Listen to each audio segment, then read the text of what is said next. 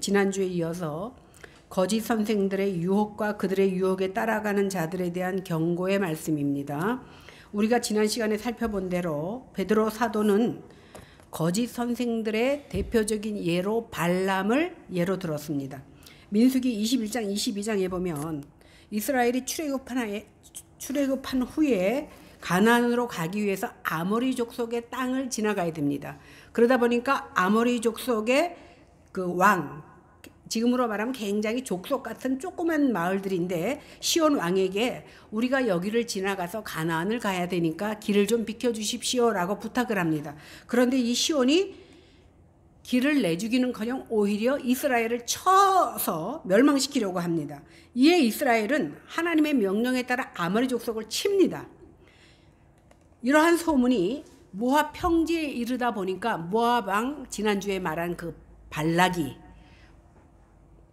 메소포타미아에 있는 발람을 불러서 이스라엘을 저주하도록 만들게 된 겁니다. 계기가 이렇게 된 거예요. 그러니까 결국은 이스라엘 백성들이 아모리 백성을 친 것이 계기가 되어서 이 소문을 듣고 모압 왕이 이렇게 된 겁니다. 그러니까 하나님께서는 전쟁은 하나님께 속했다 그랬거든요. 우리가 아무리 세도, 제가 6.1 전쟁도 얘기했지만 아무리 우리가 힘이 강한 것 같아도 하나님이 그들과 함께 하지 않으면 이길 수가 없는 겁니다.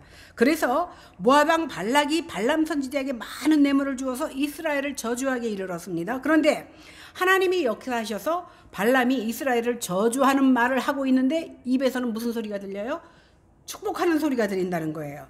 그러다 보니까 하나님의 신에 사로잡혀서 저주의 말을 해도 축복의 말로 나가는 겁니다. 이스라엘의 저주가 통하지 않는 이유가 뭐냐면 하나님은 거짓말하는 하나님이 아니시라는 겁니다. 하나님은 자기 언약을 신실하게 지키시는 여호와 하나님이시기 때문에, 근데 우리가 여기서 분명히 알아야 되는 것은 하나님께서 이스라엘 백성이 허물이 없고 반역을 안 했기 때문에 그들을 도와주는 것이 아니라는 사실이에요. 그래서 우리가 힘을 내고 용기를 내고 이렇게 부족하지만 다시금 주님 앞에 나올 수 있는 것이 무엇입니까? 우리가 허물이 없고 우리가 하나님 앞에 죄를 짓지 않아서가 아니라 하나님의 언약 백성이기 때문입니다. 하나님께서 우리를 언약 백성 삼으시고 너희를 반드시 구원하시라는 그 약속 때문에 이스라엘 백성을 구원하셨다는 사실입니다. 오늘 출애굽기 12장에 보면 하나님께서는 장차 재앙을 내릴 때 이스라엘 백성 중에 흠없고 점없는 그런 양을 잡아서 그 피를 집 문 설주와 임방에 바르라고 합니다. 그러면 재앙이 지나갈 때에 너희는 구원을 얻으리라 이렇게 말씀합니다. 이 하나님의 약속대로 장자 재앙이 내리는 그날 밤에 죽음의 사자가 피가 있는 집은 넘어갑니다. 그러니까 그 집에 있는 문설주와 문 임방에 어린 양의 피를 보고 넘어갑니다. 이처럼 하나님께서는 애굽 사람은 무조건 나쁘고 이스라엘 사람은 선하기 때문에 구원한 것이 아니라 하나님의 약속 안에 있는 자들은 그 약속 때문에 살리신다라는 사실입니다. 오늘 베드로 사도도 당시에 본도, 갈라디아, 갑바도기아, 아시아와 비두니아에 있는 교회에 이제 복음을 뿌려놓으니까 거짓 선생들이 들어와서 성도들을 유혹해서 발람의 길로 가도록 만듭니다. 유다서 11장에 보니까 이런 말씀이 있습니다. 화 있을진저 이 사람들이요 가인의 길에 행하였으며 삭슬 위하여 발람의 어그러진 길로 몰려갔으며 이렇게 말하고 있습니다. 또 요한계시록 2장 14절에도 보니까 발람이 발락을 쳐서 이스라엘 자손 앞에 걸림돌을 놓아 우상의 제물을 먹게 하였다. 그래서 행음하게 하였다. 이렇게 말하고 있습니다. 결국 이스라엘 자손이 발람의 길을 가게 되는데 그 발람의 길이 무엇입니까? 의의 싹쓸 위하여 우상을 제물로 삼았다라는 거예요. 그리고 행음하였다는 겁니다. 행음이 무엇입니까? 하나님이 아닌 다른 것들을 자기의 신으로 삼았다라는 겁니다. 이러한 유혹은 인간을요 종교적인 그런 정석이나 사수를 통해서 자기 마음대로 복과 저주를 조절하고자 한 겁니다. 목사님들 중에도 목사님들에게는 축복권과 저주권이 있다고 말하면서 목사한테 잘못하면 혼나 이렇게 말하는 사람 많잖아요. 물론 축복권과 저주권이 목사에게만 있는 것이 아닙니다. 하나님은 하나님을 믿는 자녀들이 만인 제사장이 되었기 때문에 누구를 축복할 수도 있고 저주할 수도 있지만, 그러나 그렇다고 다 들어주는 건 아니에요. 그런데 목사가 축복권과 저주권이 있다라는 말로 은근히 압박해서 스스로의 말의 권위를 세우려고 하는데 아닙니다. 목사도 똑같은 주의 양입니다. 단지 직분이 틀릴 뿐이에요. 그래서 우리는 본문 말씀을 통해서 이러한 거짓 선생들의 유혹의 모습과 그 결과를 보고자 합니다. 그러니까 목사가 잘나서가 아니라 하나님의 말씀을 맡았다는 권위 때문에 존중해야 하는 것이지, 강단에서 내려가면 똑같은 인간이라는 사실입니다. 17절을 다 같이 보겠습니다. 시작. 이 사람들은 물없는 셈이여 광풍에 밀려가는 안개니 그들을 위하여 캄캄한 어둠이 예비되어 있다. 사도 베드로는요, 거짓 선지자들과 선생들이 물없는 샘, 광풍에 밀려가는 안개라고 오늘 얘기합니다. 그들은 뭔가 신선한 것을 줄 수 있는 것처럼 말합니다. 그러나 실상은 물없는 샘처럼 아무것도 없어. 들어가 보니까. 그러니까 결국은 뭐예요? 눈속임하는 거라는 거예요. 예레미야 2장 13절에 보니까 내 백성이 두 가지 악을 행하였다. 뭐냐? 그들이 생수의 근원이 되는 나를 버린 것과 스스로 웅덩이를 팠는데 그것은 그물을 가두지 못할 터진 웅덩이. 복도요, 하나님이 주셔야 돼요. 돈주머니가 새 있으면 자꾸 집어넣는데 어떻게 해요? 뒤로 다 빠진단 말이에요. 그러니까 조금 벌어도 하나님께서 그 길을 막아주셔야 내가 물질이 쌓이는 것이지, 아무리 많이 벌어도 셀 일이 많으면 쌓이지 않는다는 것과 똑같습니다. 그런데 예수님은 우리가 영적 갈증을 풀어주시고 다른 사람의 갈증을 풀어주기 위해서 우리를 사용하실 것이라고 약속하셨습니다. 그러나 거짓 선지자들은 물 없는 샘이었습니다. 샘에 물이 없으면 무슨 소용이 있어요? 아무 소용없죠? 또한 무언가 있는 것 같지만 잠시 후에 보면 광풍에 밀려가는 안개 같다라는 겁니다. 그러니까 눈에 보여서 막상 잡으려고 하니까 아무것도 없어. 안개를 잡을 수 있습니까? 못 잡습니다. 바람이 불면 사라지는 안개와 같은 가르침을 그들은 우리에게 가르치고 있다는 겁니다. 이처럼 거짓 선생들은 무언지 대단한 것을 줄 것 같지만 실상은 아무것도 주지 못해. 그런 그들에게 예비된 것이 뭐냐면 깜깜한 어둠이라는 사실입니다. 곧 하나님의 준엄한 심판이 있을 거라는 겁니다. 그들은 지략에 뛰어나고 진실하게 보이지만 사실은 허위로 가득 차 있습니다. 그들은 해답과 소망을 준다고 주장하지만 사실은 거짓말과 절망을 줄 뿐입니다. 이단들이요, 그들은 신뢰할 만한 지식을 선포하는 척하지만 같은 듯 다른 복음을 전하고 있다는 사실입니다. 그들은 그리스도인의 자유를 얻는 듯이 행동하지만 사실은 썩어질 것을 사로잡혀서 다른 사람들을 사로잡을 방법을 모색합니다. 그들은 성공하고 있는 듯 보이지만 사실은 장차 올 진노의 날에 받을 심판을 쌓아올리고 있을 뿐입니다. 결국 이들은 물 없는 구름이며 뿌리까지 뽑힌 열매 없는 가을 나무며 결국 깜깜한 흑암에 돌아갈 자들이 되는 겁니다. 그런데 사람들이 왜 유혹에 넘어갑니까? 참 사람들은요, 원칙보다는 변칙을 좋아합니다. 발람이나 거짓 선생들의 공통점은 뭐냐 하면 하나님의 언약보다 당장 보이는 사람들의 요구에 민감하게 대답합니다. 곧 사람이 하나님을 위하여 있는 것이 아니라 하나님이 우리를 위하여 계시다라고 가르쳐 줍니다. 이처럼 사람들이 거짓 선생들의 유혹에 넘어가는 것은 우선 내 입맛에 맞아. 그런데 성경 말씀은 내 입맛에 맞지 않을 때가 너무나 많아. 왜요? 주일날 갈 때도 많은데 꼭 와야 된대. 거슬리죠? 그리고 내 욕망과 일치하는 것을 그들은 허락합니다. 당장은, 눈에 보이는 것은. 나중은 어떻게 될지라도. 그런데 사람들이 이 유혹에 끌려갑니다. 발람이나 거짓 선생들의 공통점이 뭐냐 하면 하나님의 언약보다 사람의 생각을 먼저 맞춰주기 때문입니다. 결국 사람들이 거짓 선생들의 유혹에 넘어가는 것은 곧 자기 욕망과 일치하기 때문이야. 채워줄 것 같아. 당장 받을 것 같아. 그래서 넘어가지만 결과적으로는 우리를 절망에 빠뜨리고 우리를 결국은 어둠에 빠뜨린다라는 사실입니다. 오늘 민수기 16장에 보니까요. 고라의 반역 사건이 나옵니다. 이 고라는요. 레위의 후손이에요. 모세와 아론도 레위 족속입니다. 그런데 가만히 생각해 보니까 너만 레위 족속이냐? 나도 레위 족속이고 나도 제사장 지파인데 왜 너에게는 권한이 있고 나에게는 권한이 없느냐 생각을 해서 250명 레위 자손 250명의 족속을 불러다가 반역을 합니다. 그 반역은 모세를 향한 반역이 아니라 하나님을 향한 반역입니다. 왜? 하나님 똑같은 레위 족속인데 왜 모세는 사용하시고 나는 써주지 않느냐는 겁니다. 불만이죠. 토기장이가 흙을 가지고 멋들어지고 비싼 식기를 만들거나 아니면 요강단지를 만들거나 그거는 토기장이의 자유입니다. 그것을 가지고 만들어진 것들이 항거할 수 없듯이 고라가 오늘 반역하는 것은 결국 하나님의 주권에 대한 도전 행위입니다. 결국은 뭐예요? 하나님이 우선이 아니라 내가 주인 되고자 하는 그런 교만함이 있는 악한 행위라는 겁니다. 18절과 19절을 보겠습니다. 시작. 그들이 허탄한 자랑의 말을 토하며 그릇되게 행하는 사람에게서 겨우 피한 자들을 음란으로서 육체의 정욕 중에서 유혹하는도다.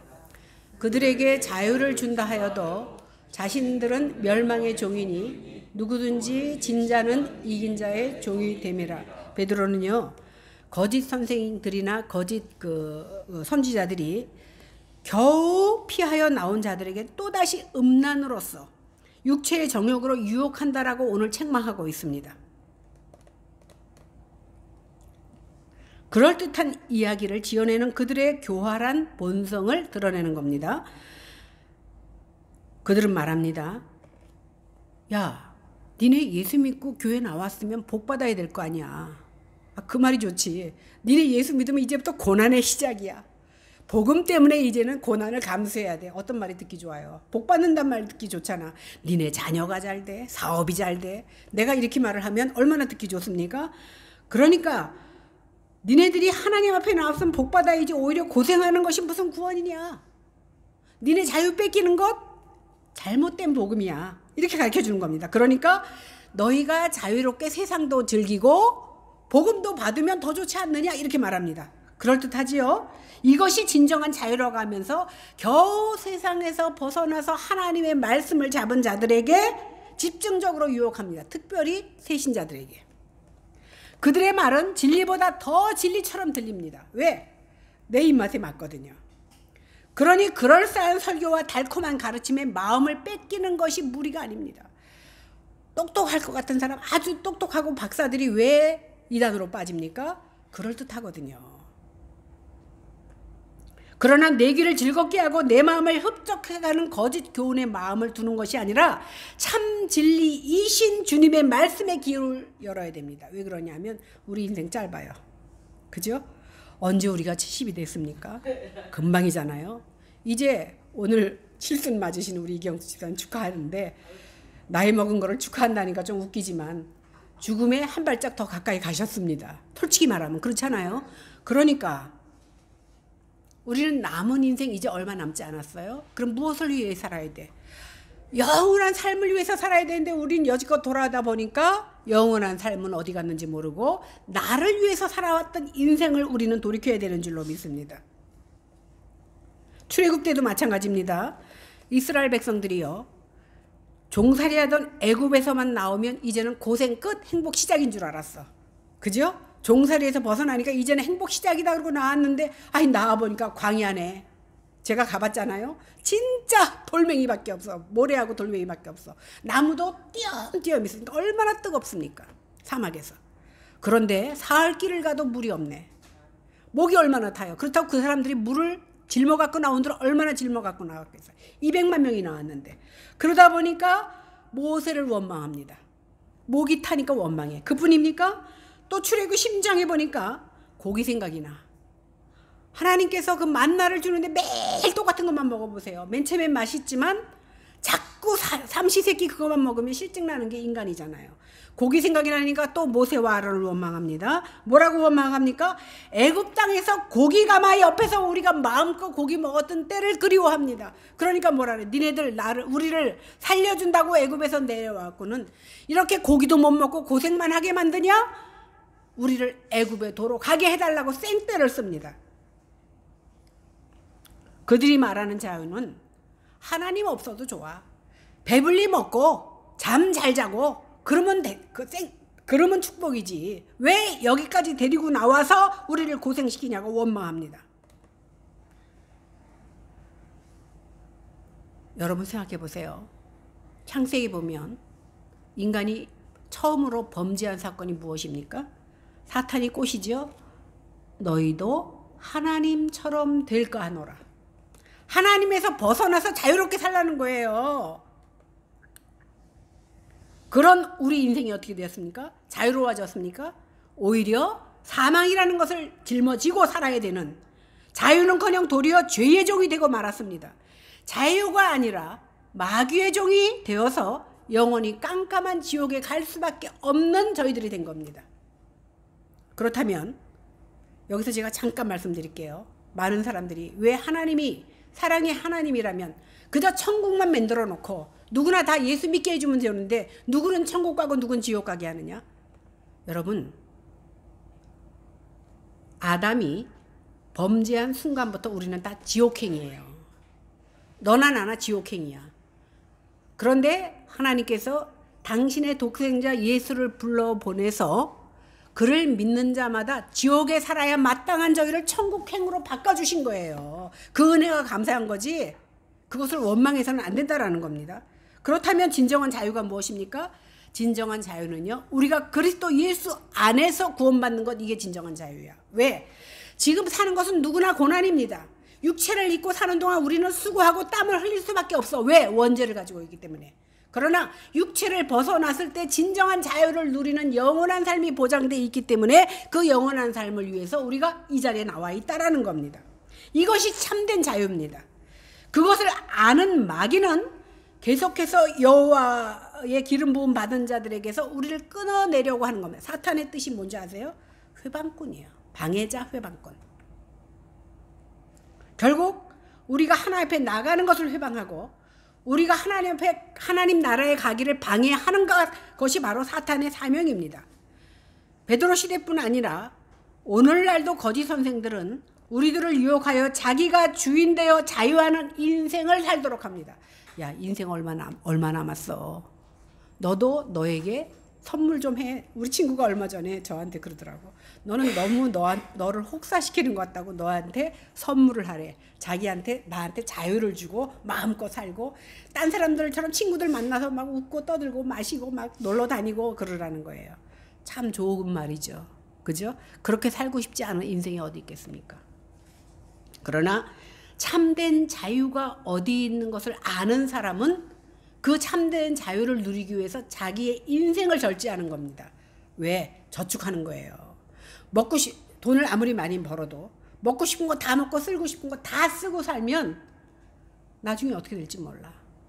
그러나 지금 절약하고 절제하면 나중에 맨 처음에는 얼마 조금 모았는데 나중에 그것이 목돈 되는 거거든요. 결국 우리가 천국을 위해서 지금 절제하고 예비하고 저축하며 살아가야 된다라는 겁니다. 그런데 마귀는 그러한 모습을, 야, 남들 다 재밌게 사는데 너만 왜 그렇게 사냐라고 우리를 유혹합니다. 그래서 하나님의 나라에서 우리를 끊어내고자 하는 겁니다. 베드로 시대뿐만이 아니라 오늘날도 거짓 선생들은 우리를 유혹하여 자기가 주인 되어서 자유롭게 살 것을 유혹합니다. 그죠? 인생의 본성을 사탄은 압니다. 누구나 다 편하고 자유롭게 살기를 원합니다. 주님이 주신 자유로 이제 세상에서도 성공하고 네가 주인 돼서 살라는 겁니다. 그러나 이것은 복음의 이름으로 말하지만 사실은 그리스도에게서 벗어나게 하는 행위라는 겁니다. 마귀의 종으로 돌아가게 하려는 야비한 유혹이라는 사실을 우리는 알아야 됩니다. 구원파는요, 제가 한번 구원파 목사님하고 대판 싸운 적이 있어, 잠실에서. 구원파는요, 그 말이 맞지. 하나님이 십자가에서 피를 흘려 돌아가셨을 때 우리의 원죄뿐만이 아니라 이 세상에서 살아가는 동안 끝까지 책임지시고 구원을 다 해주셨다. 다 용서해 주셨대 미리. 그러니까 구원받은 사람은 막 살아도 된다는 거예요. 왜? 이미 구원받았기 때문에. 근데요, 그것이 죄사함을 받은 거고 자유로운 영혼이 된다라고 그들은 죄에서의 자유함이라고 말합니다. 하나님께서 은혜를 베푼 것이요, 죄를 지어도 된다는 허가증을 내준 거 아니에요. 우리는 물론 이것이 허가증을 내준 것은 아니지만 짓지 말라 그래도 여전히 죄를 짓고 살 수밖에 없는 연약한 존재입니다. 그런데 성경이 뭐라고 얘기합니까? 은혜를 더하게 하려고 죄에 거할 수는 없다라는 겁니다. 우리는 죄에 대해서 이미 죽었지만 그 가운데 더 이상 살 수 없도록 하나님께서 우리에게 은혜로 주신 것이 바로 복음이라는 사실입니다. 그럼에도 거짓 선생들은 하나님이 베푸신 은혜와 자유의 교리를 정체불명의 괴상한 것으로 변질시켜서 괜찮아, 예수님이 너 때문에 죽었잖아, 그러면서 우리를 안위시킵니다. 그리스도의 피로 성령이 임하신 자는 세상에 썩어질 것들을 피하여서 신의 성품에 참여하게 된 자들입니다. 그러므로 우리는 내가 자유라고 하는 그 자유가 누구를 위한 자유인지를 생각해 봐야 돼. 마귀가 주는 자유인지 하나님이 주신 참 자유인지를 생각해야 돼요. 베드로는요, 거짓 선생들이 자유를 약속하지만 정작 그들은 다른 사람들을 멸망하는 주의 종으로 만든다고 오늘 지적하고 있습니다. 그들이 말하는 자유란 그들이 원하는 만큼 죄에서 자유롭고 진리에 구속받지 않으며 현재나 내세에 미칠 여파를 두려워하지 않는 것을 의미합니다. 그럴듯하잖아요. 니네 예수 믿었으면 자유로워져야 되잖아, 평안해져야 되잖아, 왜 거기에 구속받고 사느냐, 그럴듯하지요. 그러나 진정한 것은 뭐냐? 우리는 때로는 스스로 가둬둬야 돼요. 진리 안에 우리를 가둬두어서 절제할 수 있는 모습으로 삶을 드려야 된다는 겁니다.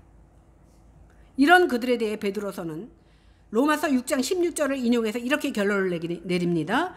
누구든지 진 자는 이긴 자의 종이 된다. 이 말은요, 그 고대 시대에 승리한 군대가, 우리가 그때 배웠죠.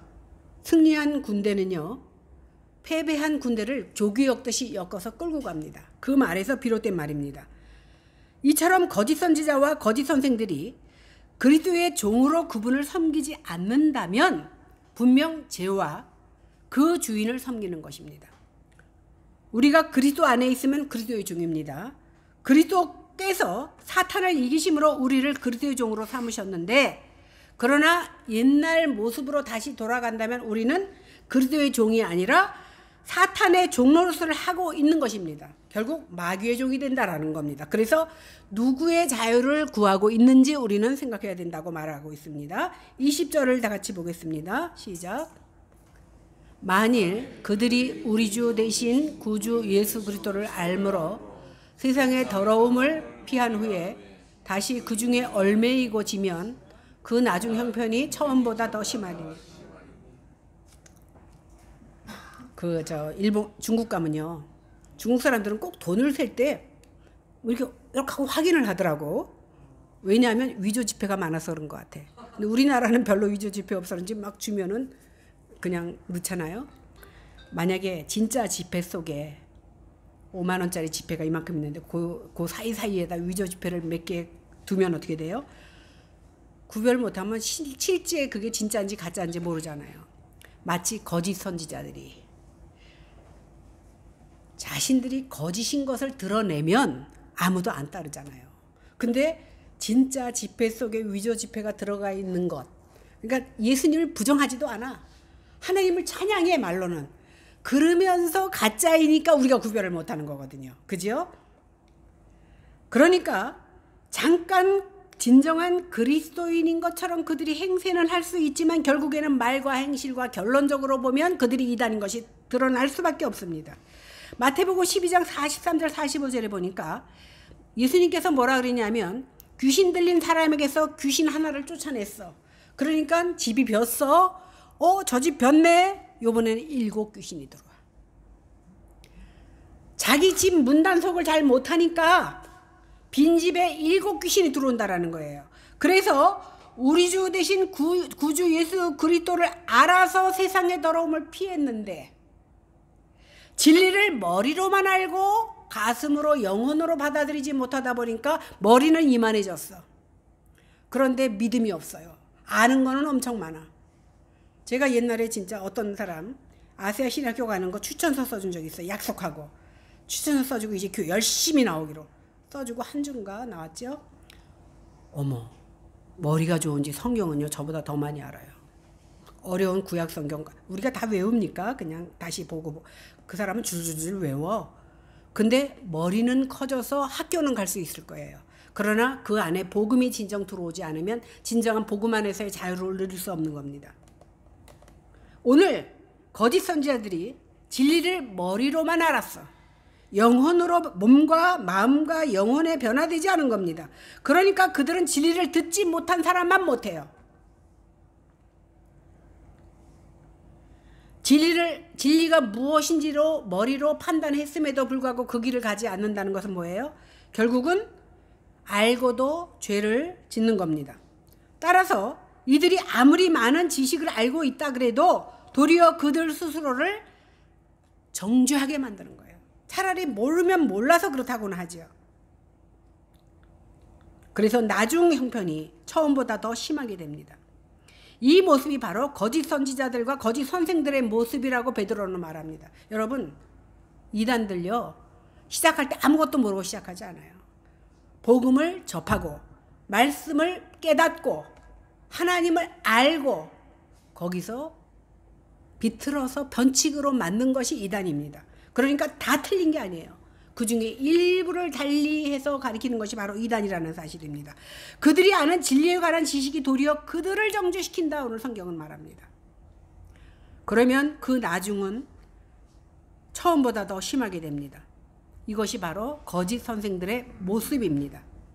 베드로는 우리가 복음의 진리를 따라 바르게 행함으로 최선을 다하려는 마음으로 살아가야 된다고 오늘 그 당시에 성도들에게 말하고 있는 겁니다. 21절을 보겠습니다. 시작. 의의 도를 안 후에 받은 거룩한 명령을 저버리는 것 도리어 그들에게 나아라. 근데 저는 궁금한 게 있어요. 내가 이단이 돼보지 않았지만 이단의 교주들도 사실은 이게 잘못됐다는 거 알까? 아니면 잘못된 줄 알면서 맨 처음엔 잘못된 걸 알았는데 자꾸 가르치다 보니까 스스로 세뇌가 돼가지고 이거 진짜야. 그리고 가르치는 것이 아닌가? 저는 그 사람들이 안 돼봤기 때문에 잘 모르긴 하지만 분명히 잘못됐다는 걸 알 거라는 생각이 들어요. 그러나 자기의 유익 때문에 그랬잖아요. 지난주에 이단들이 한 행동은 결국은 너희들 복 많이 받아라 라고 말하지만 그 받은 복을 다 뺏는 자들이라고 말했잖아요. 그래서 의도적으로 진리를 배반하는 것보다 사실은 진리를 알지 못하는 자들보다 그들이 더 나쁘다라고 말했습니다. 그래서 오늘 베드로가 뭐라 합니다. 처음부터 알지 못했으면 더 좋았을 것이다. 그 이유가 뭐냐면요. 진리를 모르는 사람들은요. 전도하기도 쉬워요. 그죠? 깨끗한 그릇에 뭐 담기 좋잖아요. 그러나 진리를 거부한 사람을 다시 바로잡기는 더 힘들어. 그들은 자신들이 이미 경험해봐서 안다라는 생각을 알고 있기 때문에 받아들이지도 않고 결국 내가 알고 있다라는 헛알고 있는 그것 때문에 결국은 교만하게 행동하게 됩니다. 또 진리를 모르는 사람들은요. 내가 모르니까 다른 사람에게 어떤 영향을 끼치지 못해요. 그런데 이단에 다니던 사람은 자기도 모르게 그것을 선하지 못한 영향력을 사람들에게 끼칠 수밖에 없다라는 겁니다. 왜? 내가 경험해봐서 알거든. 그 정도는 나도 알아. 저 목사님만큼 나도 알아 라고 말할 수 있다라는 겁니다. 이렇게 자신이 뭔가 안다고 착각하는 사람들은 왜곡된 진리를 마치 자신이 다 아는 것처럼 말하기 때문에 결국은 이 사람들의 말을 듣다 보면 맹인이 맹인을 인도하면 둘 다 구렁텅이에 빠질 수밖에 없다라는 겁니다. 초대교회에서는요. 배교하는 것을요. 끔찍한 죄로 여겼습니다. 그래서 우리가 초대교회에서 배울 때는요. 초대교회 때요. 콘스탄틴 대제가 313년에 로마를 기독교 국가로 용인한 다음부터요. 어떤 일이 있었냐면 세례를 받은 후에 죄를 지면 그것은 용서가 안 된다는 말이 돌았어. 그래서 성경적으로는 교리가 안 맞는 거예요. 그러다 보니까 그 사람들은요. 세례를 안 받아. 죽기 전에 받겠대. 왜냐하면 세례를 받고 죄 지면 용서받기가 힘드니까 무서운 줄은 알아갖고 세례 받으려면 다 초대교회 때 진짜 그랬어요. 그래서 세례를 언제 받아? 바로 죽기 직전에 받으려고 그러는 거야. 그리고 죄 안 짓고 죽으면 용서받을 거 없잖아요. 그래서 초대교회 때는 그런 일이 있었다라는 겁니다. 그러므로 의의 도를 안 후에 받은 거룩한 명령을 저버리는 것보다 아예 알지 못하는 것이 낫다. 그래서 그 세례 안 받고 있는 거야. 세례 받은 자나 안 받은 자나 끝까지 죄 짓고 삽니다. 그리고 세례 받았다고 구원받는 것 아니에요. 물론 이 말을 하면 그럼 세례 받을 필요 없네 그 말이 아니라 세례 받은 자도 여전히 죄의 오염 가운데 있기 때문에 죽는 날까지 우리는 범죄하며 살 수밖에 없고 세례를 안 받은 자라도 선하고 좋게 살 수 있는 겁니다. 그러나 세례는 내가 하나님의 언약 안에 있었다라는 증거로 우리가 세례를 받는 것이지 세례 받았기 때문에 구원받는 것은 아니라는 사실입니다. 22절을 보겠습니다. 시작. 참된 속담에 이르기를 개가 그 토하였던 것에 돌아가고 돼지가 씻었다가 더러운 구덩이에 도로 누웠다 하는 말이 그들에게 응하였도다. 이 말씀은 잠언 26장 11절에 나오는 말을 인용한 거고 또 이사야 56장 10절에도 유사한 비유가 있습니다. 베드로는요. 베드로후서 2장에 뭐라 그랬습니까? 거짓 선생들과 거짓 선생들과 선지자들이 뭐라 짐승에 비유했잖아요. 또 오늘은 개와 돼지에 비유합니다. 요즘은요. 개를 집안에서 막 키우잖아요. 애완견으로. 근데 그 당시에는요. 개를 불결하고 부정한 것으로 여겼고 떼지어 다니는 불결한 짐승으로 여겼습니다. 여기서 개가 자신이 토하여 놓은 것을 조금 후에 다시 먹는 것과 마찬가지로 거짓 교사들이 다시 원래의 본성대로 겉으로는 아주 착한 것처럼 얘기하면 결국은 개가 불결한 것처럼 결국은 불결하게 돌아간다라는 것을 얘기한 겁니다. 그 다음에 돼지는 율법에서 말하는 부정한 짐승이에요. 왜? 되새김질도 안 하고 이 굽이 갈라지지 않았기 때문에 부정한 짐승으로 여겼는데 거짓 교사들을 돼지에 비유한 것도요. 유대인의 속담인 아이칼이라는 책에 나오는데 개의 격언에서와 마찬가지로 그 과거로 돌아간 배교자를 말할 때 개와 돼지로 비유했다라는 사실입니다. 그래서 개와 돼지는요. 유대인들에게 부정한 동물이기 때문에 주께서도 진리의 말씀을 대적하는 자들에 대한 비유로 개와 돼지를 비유한 겁니다. 베드로 역시 진리의 등을 돌린 거짓 선지자들과 선생들을 개와 돼지로 비유해서 개가 토해놓고 자기가 가서 도로 먹잖아. 뭐 똥도 먹는데 뭐 자기 토한 걸 못 먹겠습니까? 그 다음에 돼지가 몸을 금방 씻어줬더니 진흙탕을 보고 그냥 지나가지만 거기서 또 뒹굴러. 그러니까 구덩이에 뒹구는 돼지로 오늘 비유했다라는 겁니다. 오늘날 그렇다면 우리는 어떤 모습입니까? 우리도 맨날 토한 거 도로 먹잖아. 회개하고 돌이켜서 똑같은 죄 짓는 게 토한 거 먹는 거 아닙니까? 그 다음에 돼지가 목욕을 하고도 지름탕에 뒹구는 것 같은 모습으로 우리가 살지 않습니까? 우리는 개와 돼지처럼 안 살겠다고 말하지만 사실은 내가 개와 돼지처럼 살고 있지 않습니까? 과연 복음을 아는 자의 모습으로 내가 삶을 나타냈느냐는 거예요. 제가 지나간 주 동안 가만히 생각해 보니까 어느새 70을 살았는데 아직도 사는 것에 미숙하고 사람을 대하는 것에 미숙하고 이런 모습으로 살아가는 저를 보면서 주님께 충성도 못하면서 제대로 순종도 못하면서 입으로만 때우고 있지 않은가라는 것을 돌이켜 보았습니다. 그래서 부담되는 말씀은 애써 외면하고 교묘한 말로 피해가는 나 자신이 아닌지를 돌아볼 수 있었습니다.